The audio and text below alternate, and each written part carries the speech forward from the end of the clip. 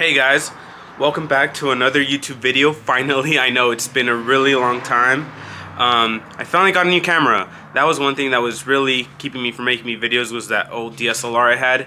But now I finally picked up this new, I think it's a Sony ZV-1. So it's a little point and shoot, but it looks to, take pretty decent video, and it's pretty good for vlogging, I guess. I really want to upload some more videos. I've been doing so much cool car stuff. Like, I've been racing, I've been going to car meets, I've been doing all this cool stuff, and I just haven't been recording it. I've been missing out. There's so much content to be had, so I need to just start recording.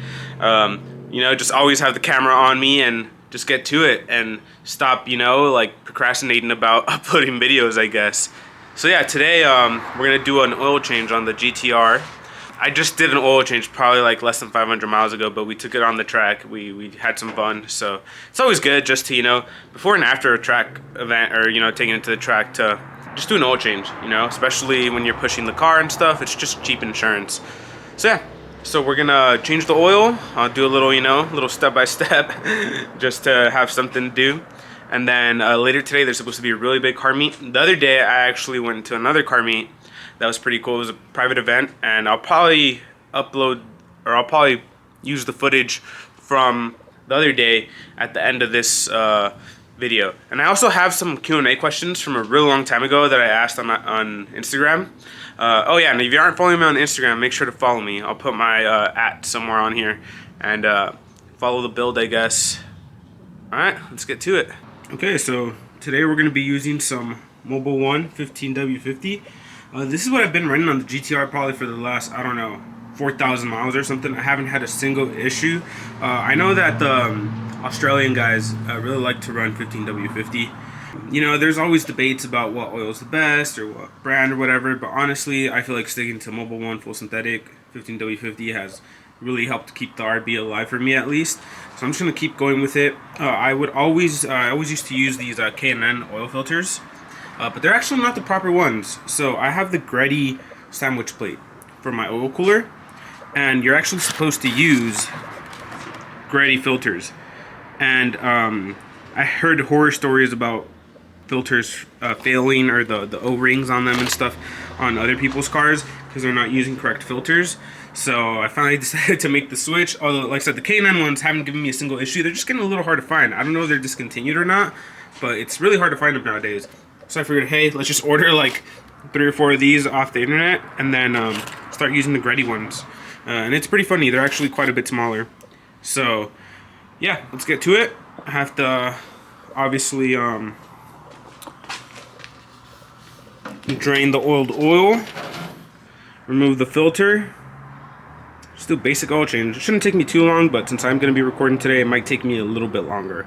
But yeah, just do a little bit of maintenance on this car. Alright guys, this is my little oil change setup. So basically, since my car still has monster truck height, I don't even need to put this thing on jack stands to do an oil change.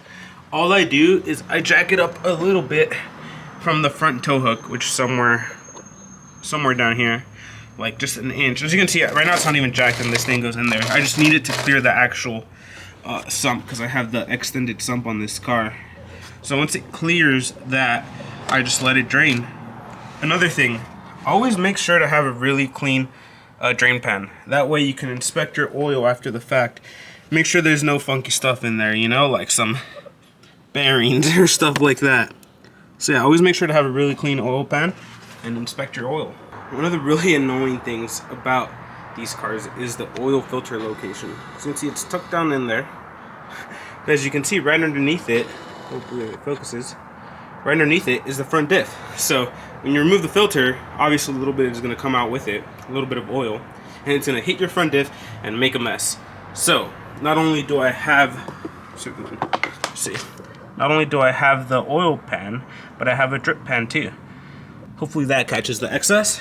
First thing I always like to do is loosen this up, open it to allow a little bit more airflow. We'll get to that right now, and then start draining the oil from the drain plug. Alright guys, let's remove the drain plug. Looks like it didn't tighten it properly last time, or maybe the seal's going a little wrong. Okay, that wasn't too bad. Okay.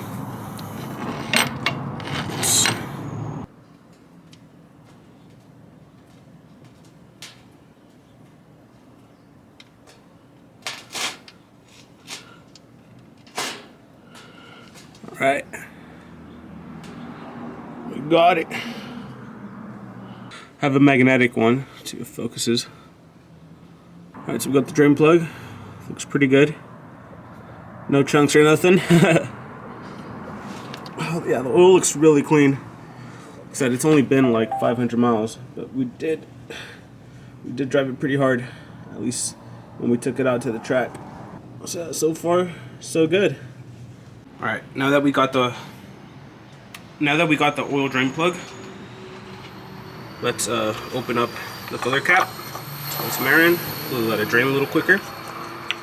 While that finishes up, we're gonna get to removing that oil filter. It shouldn't be too bad because those K&N ones have the 1-inch nut on them, so it's really easy to take them off. All right, guys, we're gonna remove the oil filter. Like I said, it uses a 1-inch socket. I do not tighten it with this or anything. This is just to make it easier. And sometimes I usually just hand tighten them, but I don't know if with like heat or what it is, they get a little tight. So hopefully we can just get this in there and take it off easily.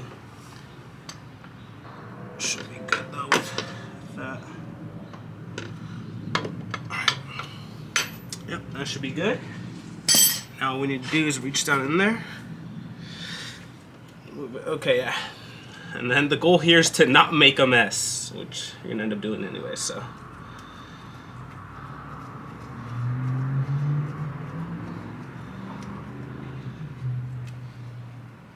Yep, it's already making a mess. Oh. Okay, honestly not that bad. Here's the old oil filter. So the thing I like to do with the old oil filters is always drain them out at the end and see if you see anything in there. You obviously don't want to see anything in there, but if you do, it's also good to know. There's a Gretty one next to a K&N one, so quite a bit smaller. Like I said, these are meant specifically for that sandwich plate, or they'll fit perfectly. I mean, it is a Gretty sandwich plate, so it's only right they use a Gretty oil filter. So yeah, first time using this, let's see how it goes.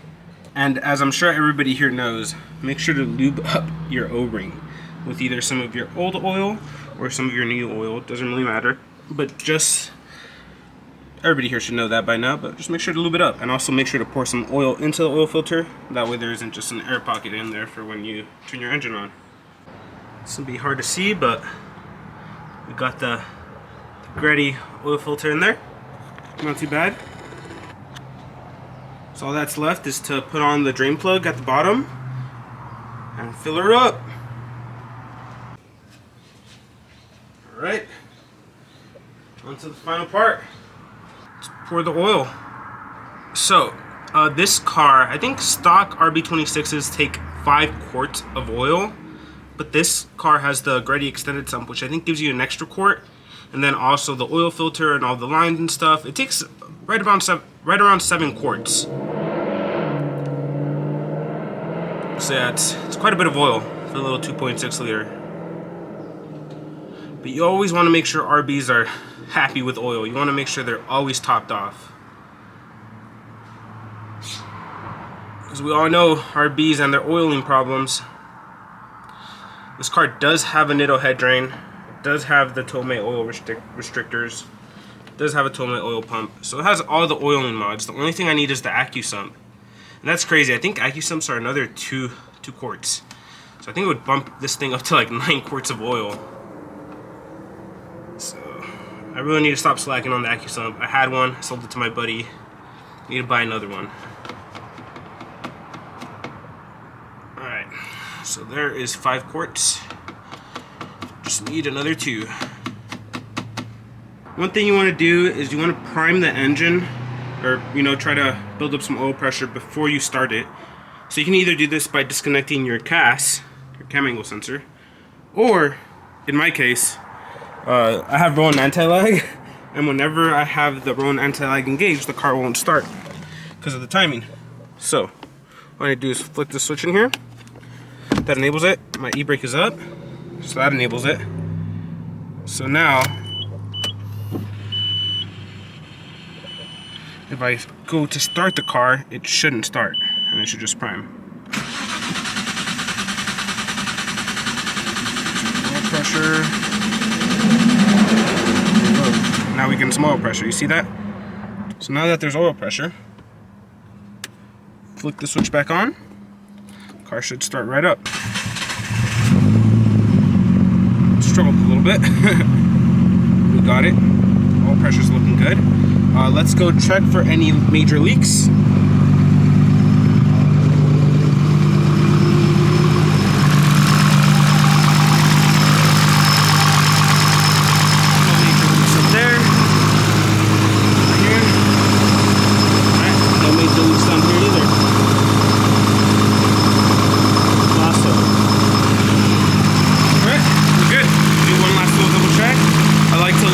Run a little bit, then let the oil settle, then check the oil level one more time, and then call it a day.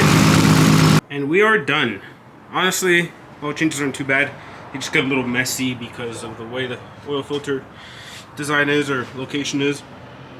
I need to relocate that once I do my AccuSump. Yeah, and just to show you guys how much I need to jack up the car from the tow hook, or like just to raise it a little bit, it's literally nothing. Look, ready? That's it. It was literally an inch. It's just enough to slide the brake pad underneath there. Yeah. Oil looked good. Everything looks good. Time to wash this thing and take it to meet. So many dope cars out today, boys. Damn, it is so awkward to record in public. Props to all the homies that do this, because this shit is fucking awkward. Super clean R33. And that R34 is the Blitz one.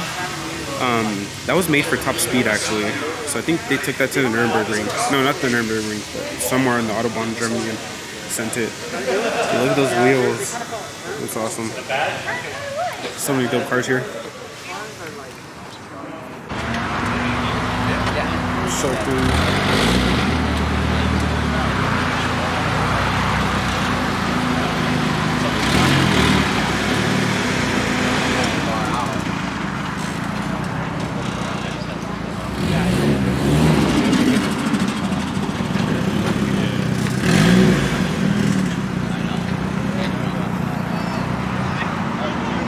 Crazy guys. And that guy right there is the guy responsible for, you know, the Z's, the GTRs, everything. Super cool. Awesome seeing people in person. Boys, after hours, we have the R34 GTR. I'm sure it's a V-Spec one. We have the Tasha R32 Clean 300. Times 3 R32 GTRs, mine's, and two homies. The one in the middle is also built. Awesome K-truck, super cool.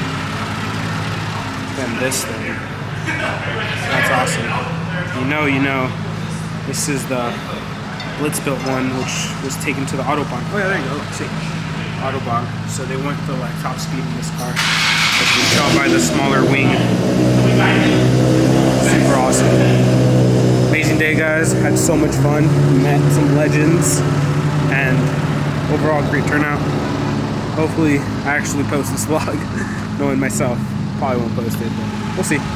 Trying out the new camera. I'm gonna say bye to the friends and call it a night.